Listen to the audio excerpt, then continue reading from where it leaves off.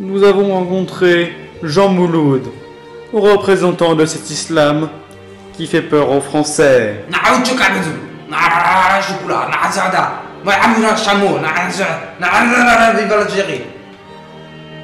Selon Jean Mouloud, il faudrait tuer tous les bons Français.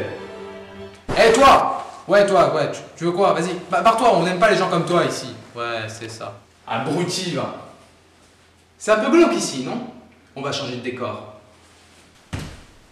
Ah, non! Ah, là c'est mieux. On a changé de décor. Oui. Salut tout le monde, nous voici dans une troisième vidéo sur le sujet le plus explosif du moment, le djihadisme. Avec tous ces reportages anxiogènes à la télé, si vous ne paniquez pas, je me demande comment vous faites. Du coup, une petite mise au point s'impose.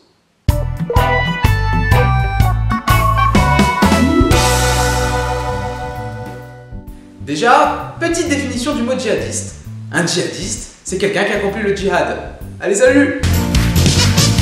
Et qu'est-ce que le djihad?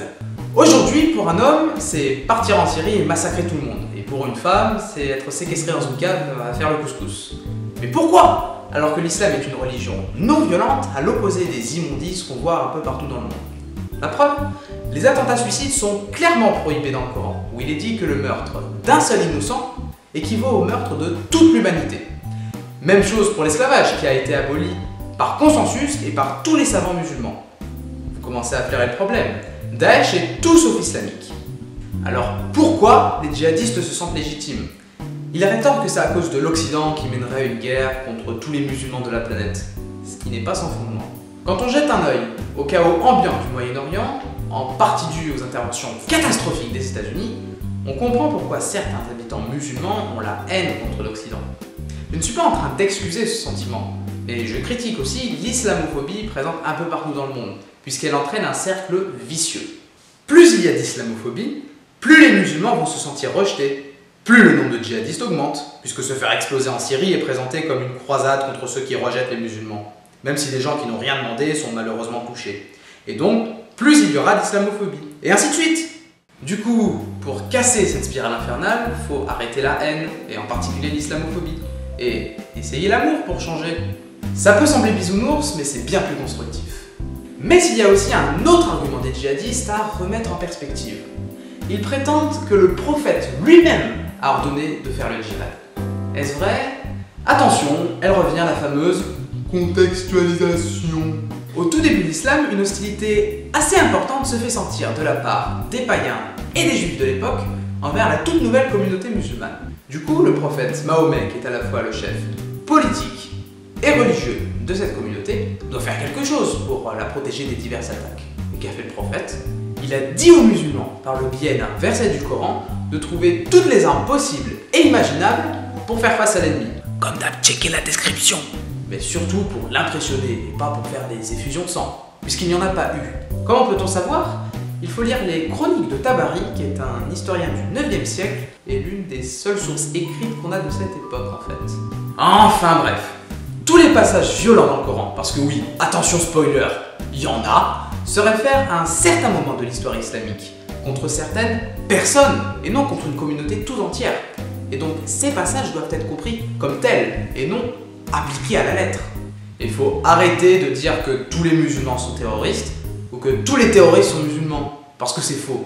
Dans le premier cas, s'il y avait 1,6 milliard de terroristes sur la planète, bébés et personnes âgées compris, et bah ça serait plutôt comme ça. Dans le deuxième cas, faut pas oublier tous les terroristes néo-nazis, indépendantistes, ou même d'autres religions. J'ajouterais même qu'on a plus de risques de mourir à cause d'un moustique ou d'un requin qu'à cause d'un fanatique barbu. Cela dit, c'est vrai que Mahomet a appelé au djihad. Il en a même défini deux. Le premier, c'est le militaire, c'est celui qu'on vient de voir, qui est appelé petit djihad, parce qu'il n'est pas si important que ça. Il se réfère à un contexte bien particulier. Et puis, il y a le grand djihad, qu'on va voir tout de suite.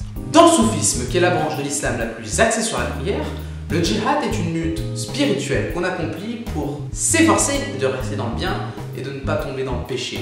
Parce que djihad, ça vient du verbe arabe jahada, qui veut dire lutter en permanence pour quelque chose. Ah oui, c'est considérable. Donc, par extension, tout effort que l'on fait dans sa vie est un djihad. Tout faire pour éviter d'être trop gros, c'est un djihad. Aller en cours de maths alors que ça nous fait chier, c'est un djihad. Et je peux continuer comme ça longtemps. Ensuite, même si les deux mots ont la même racine, il ne faut pas confondre djihad avec ijtihad, qui veut dire effort d'interprétation du Coran. Concrètement, ça veut dire quoi? Que l'islam encourage l'esprit critique en invitant le musulman à ne pas tout prendre au pied de la lettre, mais plutôt à trouver une signification plus symbolique ou spirituelle au Coran. C'est à cause de cet ijtihad qu'il n'y a pas de pape ou d'évêque dans l'islam sunnite. Mais je réserve ces notions pour une autre vidéo plus détaillée. Tout ça pour dire qu'au fond, on est tous djihadistes, puisqu'on a tous un effort à fournir dans notre vie. C'est en gros la définition du grand djihad, qui est très bien, alors que le petit djihad militaire, c'est très mal. Mais il faut lutter contre toutes les haines, et en particulier l'islamophobie qui alimente, pour les djihadistes, le combat minable qu'ils nous mènent. Et dernière petite chose à retenir, l'islam encourage l'esprit critique.